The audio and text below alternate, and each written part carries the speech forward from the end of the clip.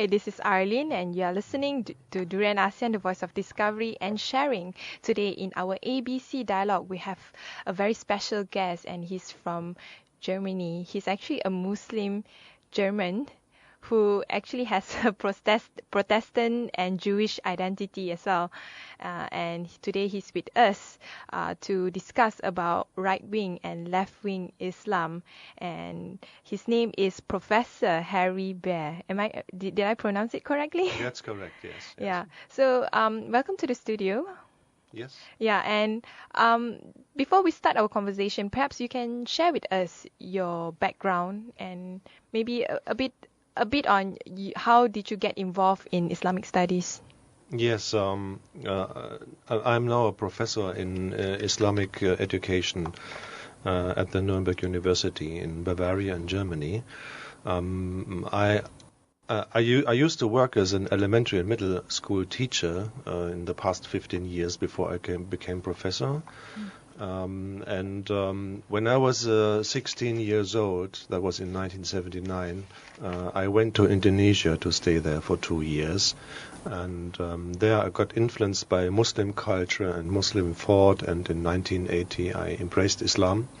So I'm from a family with a Jewish background and Jew converts to Protestant and Catholic creed. So sometimes I label myself as the Protestant Jew or the Jewish Protestant who embraced Islam. And you can go to Israel and be an Israeli anytime, right? That could be because my mother, she was Jew, so I'm a so-called mother Jew. And in Jewish tradition, the religion, the so-called halacha identity goes through the mother. According to my Jewish friends, I'm still a Jew, but they regard me as a Muslim because they accept my having embraced Islam. I see. So how did you happen to embrace Islam? Is it because of meeting a friend, or what gets you into Islam in the first place? That's a question that has been that I'm asked very often, and it's difficult to answer. Actually, it's always a reconstruction of memories. I start with my feelings. When I lived in Indonesia from 1979 to 81, it was the aesthetics of Muslim everyday culture, the beauty of the prayers, the sound of the prayer call, the beauty of Ramadan, for example. And then I happened to have Arabic as part of my school lessons, and I very early started reading Quran, first in English, then in Arabic. And then there was that day somewhere in December 1979, I fell in love with Quran because it reminded me of things I seemed to have forgotten from an early childhood. So it was something that was very, I felt like it was a book I could trust. So it was a kind of correspondence between me and the Arabic lines of this Quran. And so I had a sensual, emotional approach and an intellectual approach towards Islam during that time. And why you started to learn more about Islam academically? Well, I became a school teacher then, and I had in Indonesia I had a spiritual teacher. His name was Muhammad Natsir. Oh, by the way, you've been to Indonesia for how many years? At that time, 2 years. So I was in school as a youngster. I was in the 11th and 12th grade. And I had some Muslim spiritual teachers that time. And one was Muhammad Natsir of Dewan Da'wah Islam Indonesia. And I asked him to give me a scholarship to study Islam in Omdurman or in Saudi Arabia. And he said, no. You go back to Germany, you study something useful. Don't study Islam. That's very interesting. Yes. He said you should do something that gives some kind of pushing forward the development in your country as a Muslim. And he said, you're going to be a teacher. And I said, no, I'm going to be a scientist or in the field of agriculture, but being a school teacher, no, come on. I don't want to be a teacher. In the end, I became a teacher. So he was kind of visionary that time.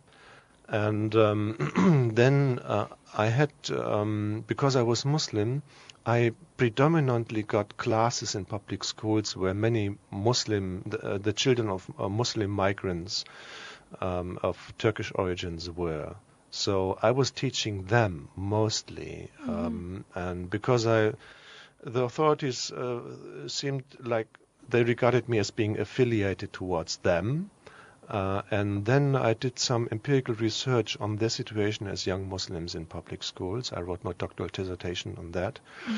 I deepened my study in Islam in Islamabad and in Medina. And then in the end, I was summoned to be a professor in that field. And so in your study of Islam, what did you realize? I mean, prior to Islam, were you of any faith? I mean, were you going through any other faith before? Actually not. So although I'm a Jew descendant, I was baptized as a Catholic at that time. I enjoyed this spiritual Catholic training in school, but I had a more philosophical interest. My mother, she was a ballet dancer in the theater, and my father used to be a singer, a tenor in the theater, and then after that writing as a journalist for the feuilleton.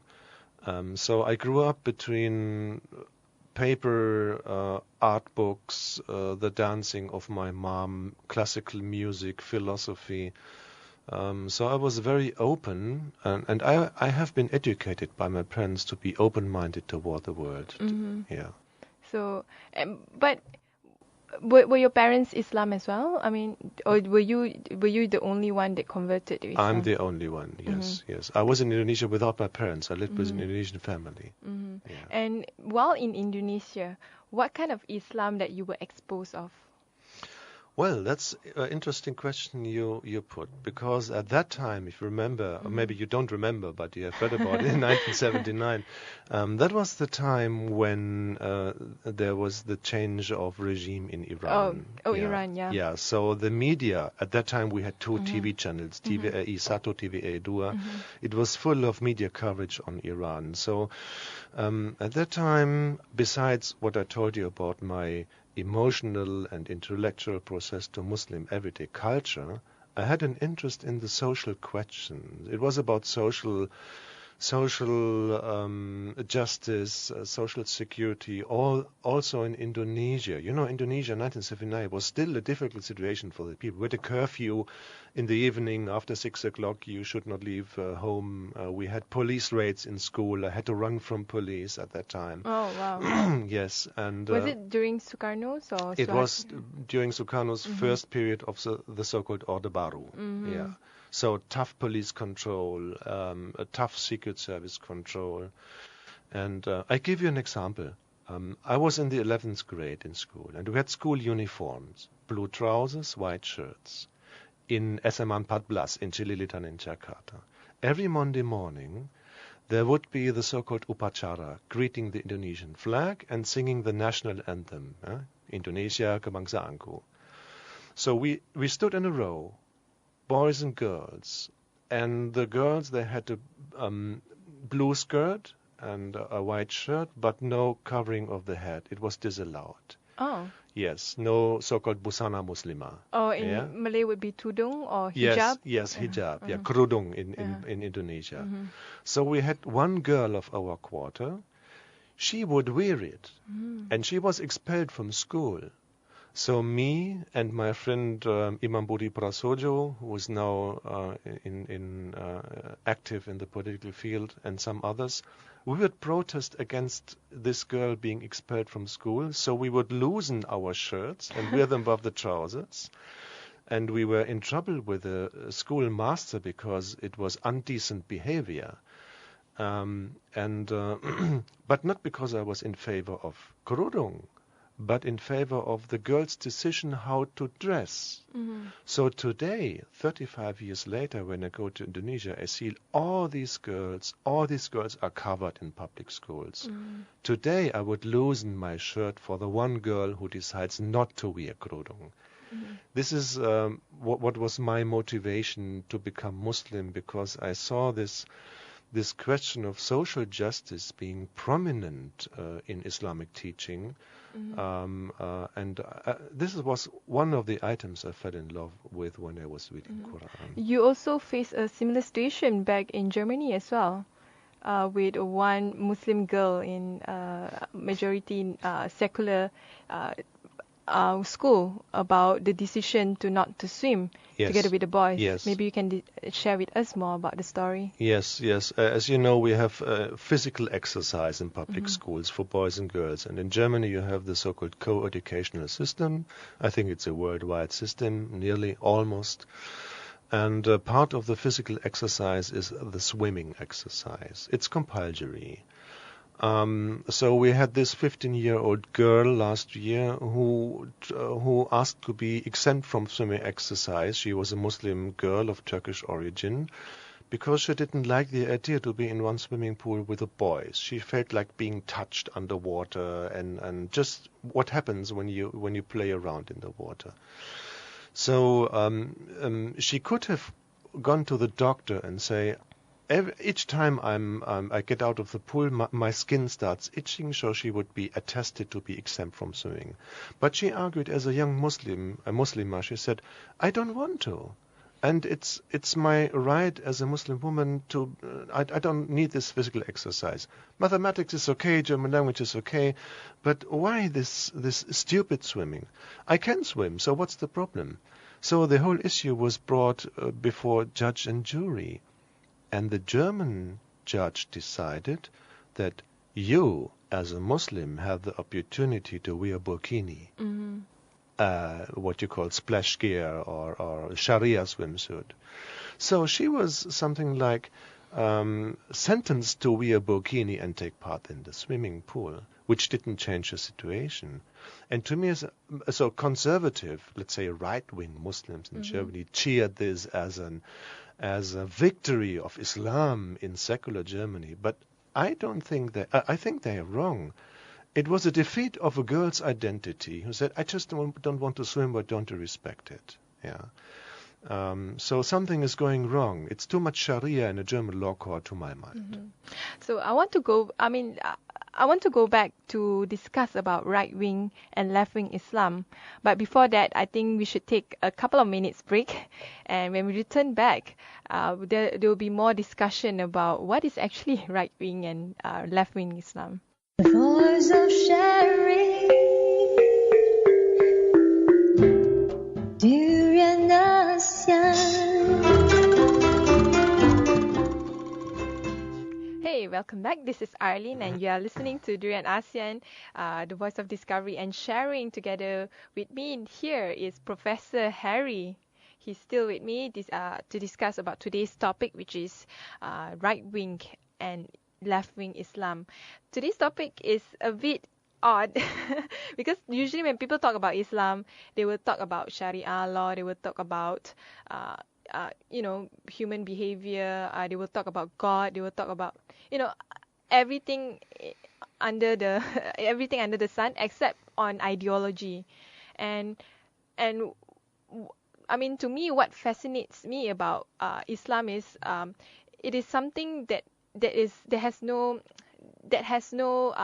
figure.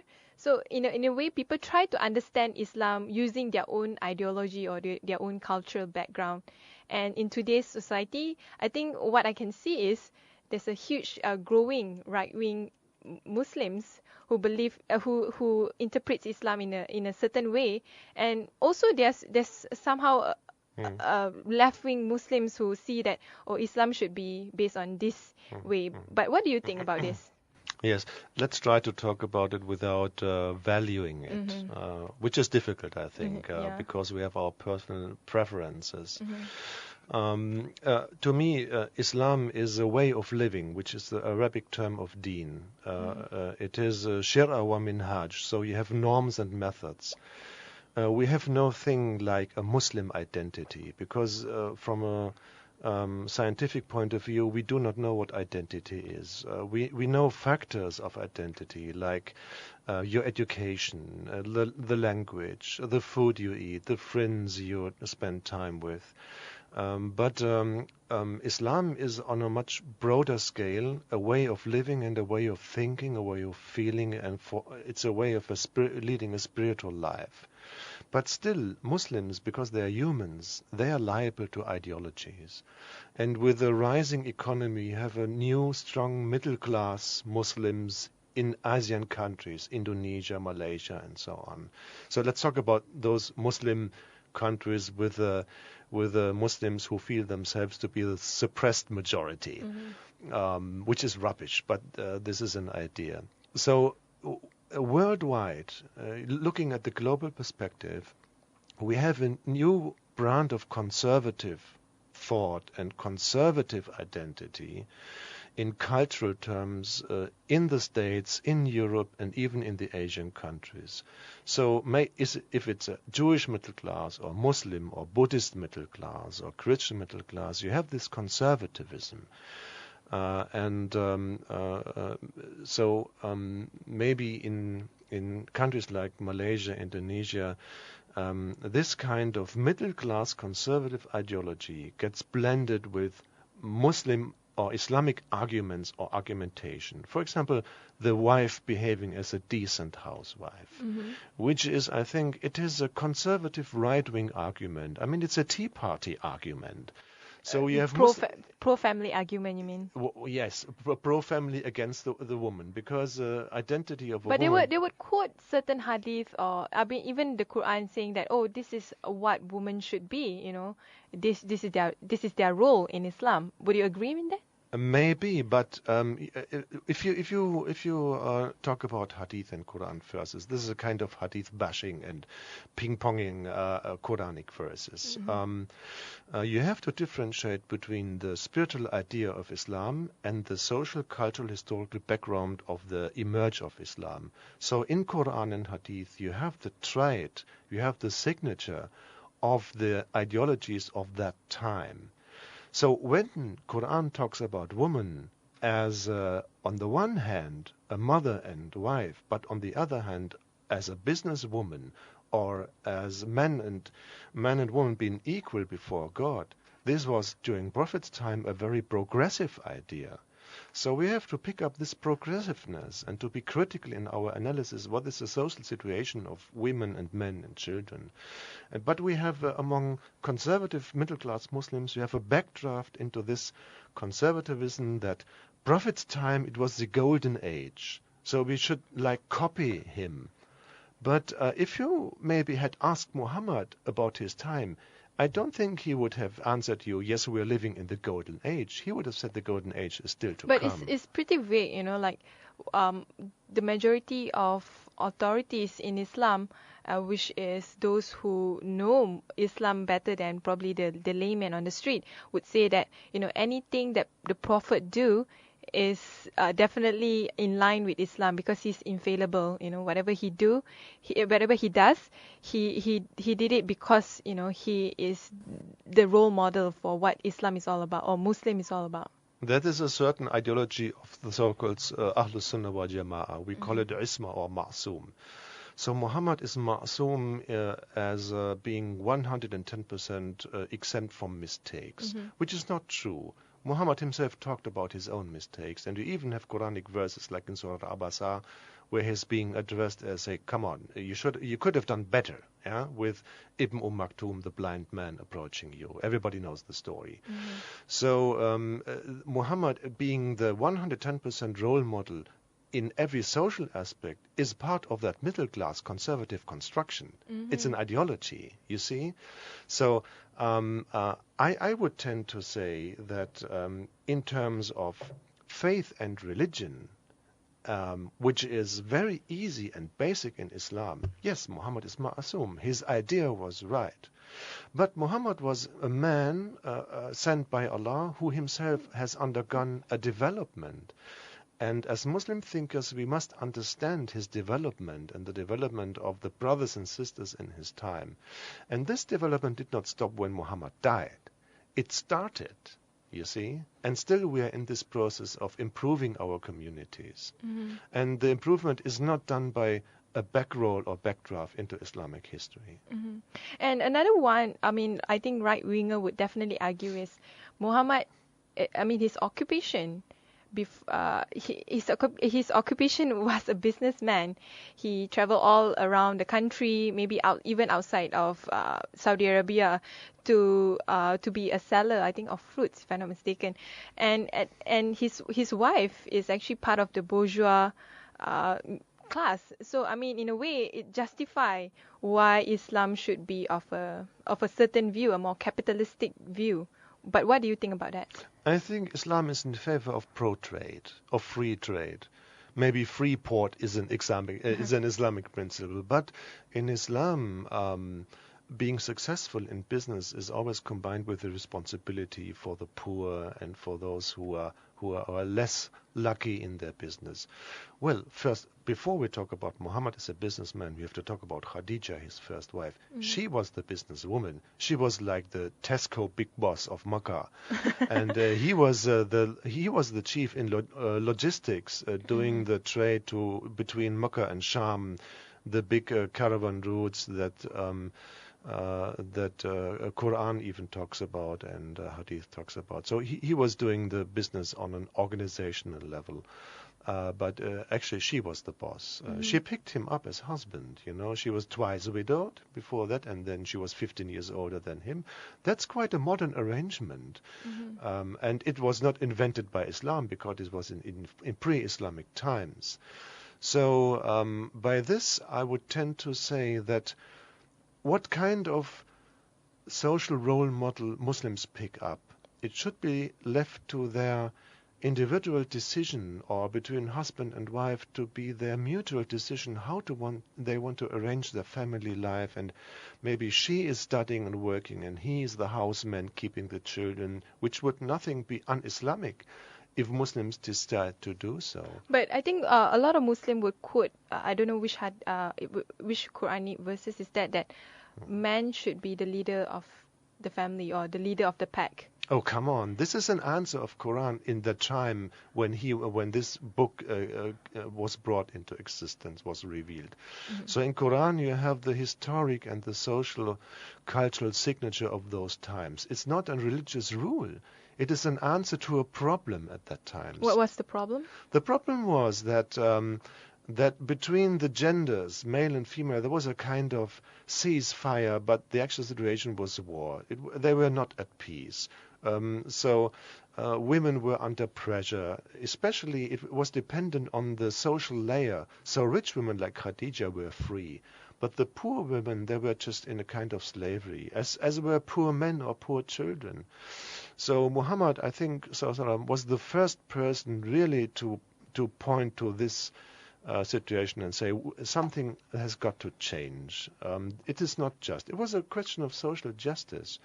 And by this, Islam started a development to change society. But seems like the early generations after Muhammad's death, they stopped this development. They went back to the habits, the Arabic habits before the times of Muhammad, especially in the area of Abu Sufyan's son Muawiyah and Yazid I. So the starting of the Umayyad Caliphate was a very conservative, very old-fashioned Arabic dynasty, and I think the development which started then was nothing Muhammad had intended. Do you think Islam promotes free market? If free market is based on principles of responsibility towards society and towards the nature, not exploiting natural resources and thinking of our generations to come, yes, it does. Yeah. In that sense, I also want to ask a subsequent question, because in the ideology of right wings is the idea of free market is a smaller government, and for the left wing is the government should control the basic needs or the basic infrastructure of society, while only certain areas that they should be free market. But do you think Islam in general have a certain view about how people should conduct themselves politically and economically? No, Muslims have their views, but you don't have something like a business ideology in Islam. It's free, and it's an advantage, actually, because we are free to take our decisions as Muslims on grounds of tough analysis. I think as a Muslim, I would say we should be in favor of deregulation of markets, to have local markets strengthened, just to encourage small business and to help small business to survive instead of global enterprises like grabbing all the profits they can. And this is a responsible way of doing business towards the surrounding nature. You eat the food the nature gives to you, you get the fish the sea gives to you, and you don't exploit. I think don't exploit is an Islamic principle.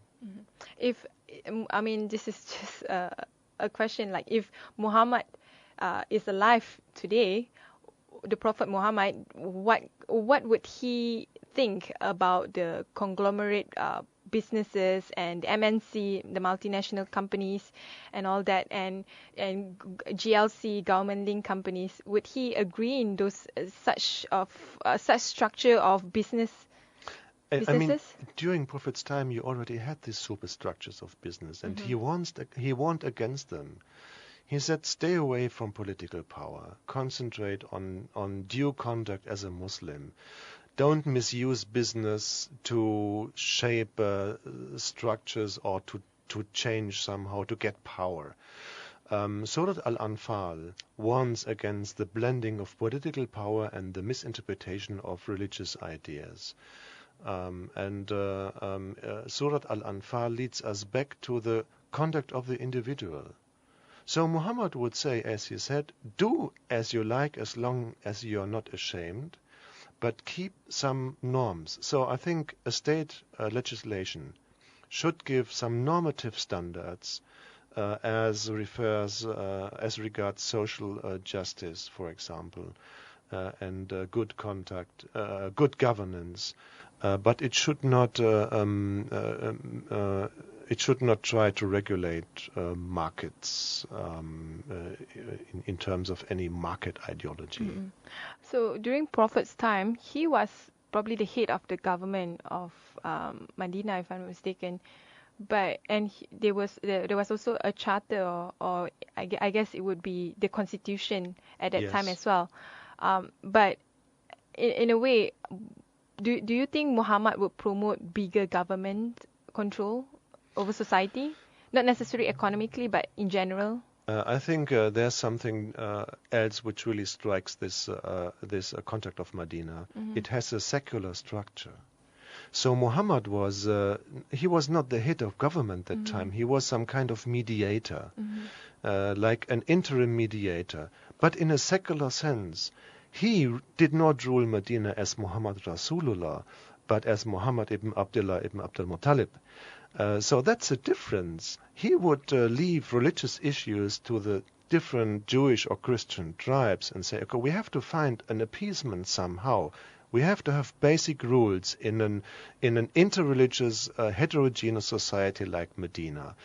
And if there's any problems, it needs mediation. But the respective people have to be integrated and have to be listened to in this process of mediation. That's a pretty modern secular concept of state. So we don't have something like an Islamic state in Islam. But they would refer back to the Medina as the first Islamic state. No, it was not an Islamic state. It was a secular construction including Muslims and non-Muslims. That is one of these misinterpretations of our Islamic heritage. I really hate it because this leads to an Islamist ideology of shaping an Islamic state. No, we have Muslim responsibilities within a state structure, but as Muslims we are responsible towards each and every member of society, and not only towards the Muslim members of society. As Muhammad felt responsible towards the non-Muslim tribes in Medina, and they respected him just because of that. Even those tribes who did not regard him as Rasulullah respected him as the leader of Medina because they felt secure and taken care of. But in a secular country, from what I know, is individuals should have freedom, not just civil liberties, but freedom to express themselves, freedom to profess whatever religion they want to.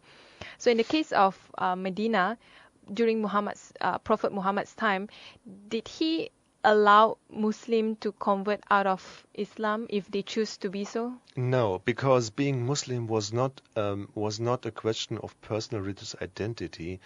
Muslims were regarded as a tribe. It was a kind of tribal identity. So Muhammad did not care about people saying Shahada or not. Mm-hmm. It was a problem in times of war, when somebody leaving Islam was like somebody committing treason or high treason. Mm-hmm. So in Islam you have a penalty against high treason, not changing one's religion. So irtida or tardid, as you call it, is not converting to another religion. It is high treason in a period of war, like going back to Mecca or supporting the enemy. And besides that, we cannot really compare Medina as a role model to a modern state in the 21st century. I mean, that's more than 1,500 years of historical distance. We can understand some principles, basic principles. Compared to today, Medina is a backward construction. But if you go back into those times, the late antique Mediterranean cultures, Medina was far ahead. So what made Medina far ahead is a basic principle, mm-hmm. and we have to translate this principle into our modern infrastructures, in our modern language, in our modern institutions. Mm-hmm. And I want to touch on the lefty side of Islam. Like, what do you think having a more socialist or communist view about how to govern a society or govern oneself is compatible with Islam? Well, actually, left-wing Muslim and right-wing Muslim, it was a discourse led in the 70s and 80s in the emerge of the Iranian Revolution, with thinkers like Ali Shariati, who were heavily influenced by real socialism, even Marxism. And Marx was not a communist. He was a philosopher. Uh-huh. And Marx, as a philosopher, he cared about questions like social justice, income structures, slavery, and so on. And of course, there's many parallels you can draw between Muslim thought and Marxism. But neither was Marx a Muslim, nor is Islam a Marxist branch of religion.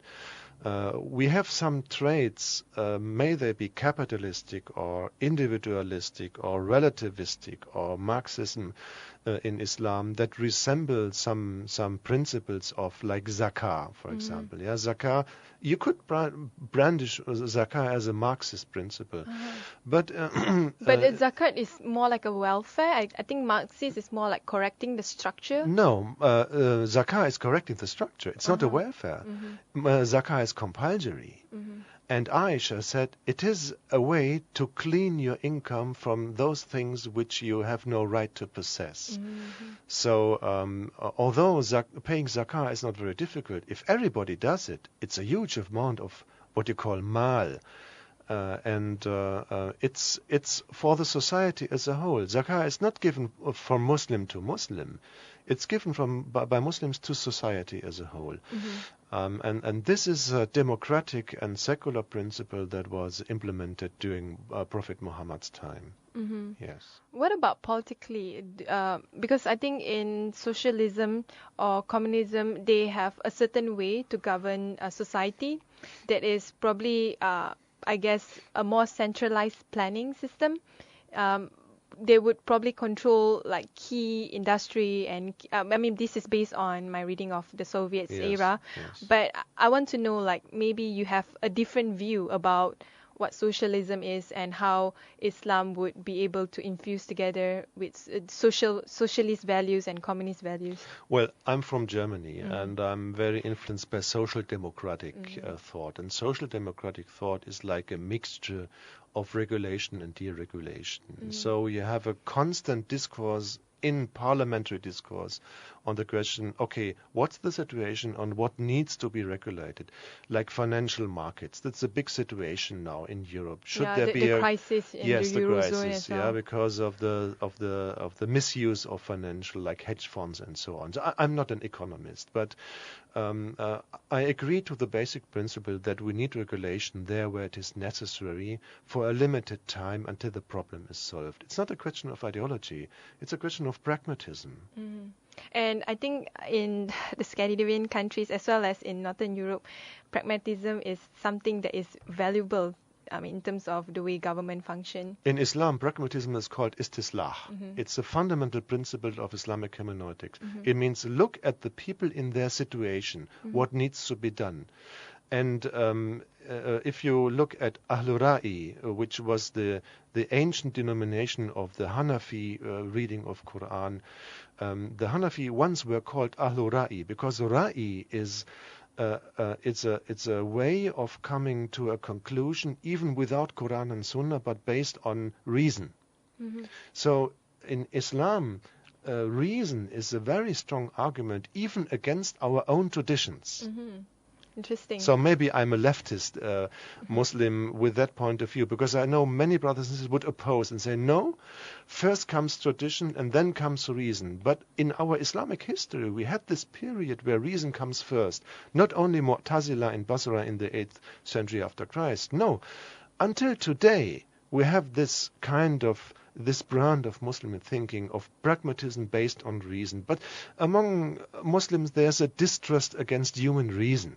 Maybe, because they think, okay, humans may be influenced by shaitan, and then there's al-waswas, and shaitan is a very reasonable person. He's arguing very intelligently in Quran.